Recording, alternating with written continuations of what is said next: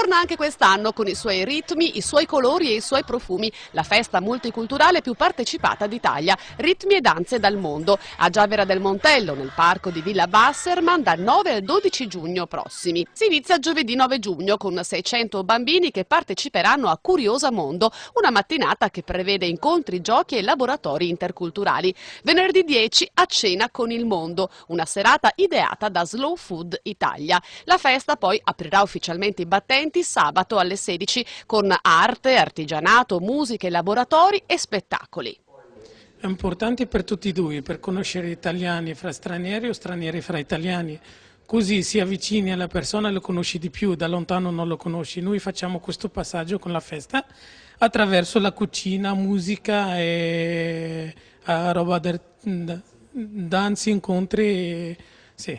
L'appuntamento più atteso è con lo spettacolo di sabato sera L'Italia che non so, cartoline d'autore da un paese sconosciuto. Sul palco Natalino Balasso, Lucia Vasini, eclettica attrice teatrale, e Carlo Muratori, cantautore siciliano.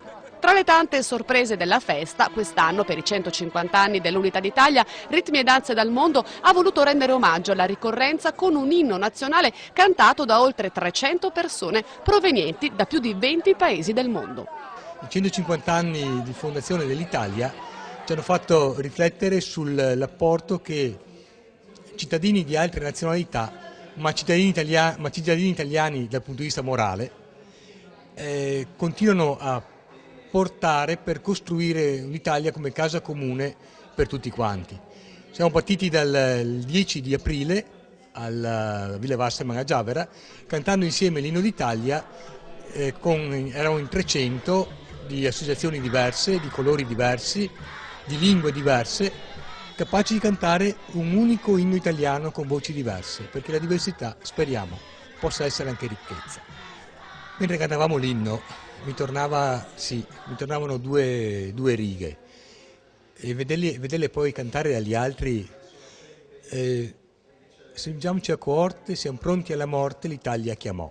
L'Italia ha chiamato per anni lavoratori stranieri a venire qui per contribuire al lavoro e alla ricchezza d'Italia. E qui ci sono venuti anche a rischio di morte, attraversando deserti, attraversando il mare e anche a morire a volte nei nostri cantieri di lavoro. Sentirlo cantare da loro mi ha fatto davvero emozionare e riflettere. Spero lo faccia anche per molti altri.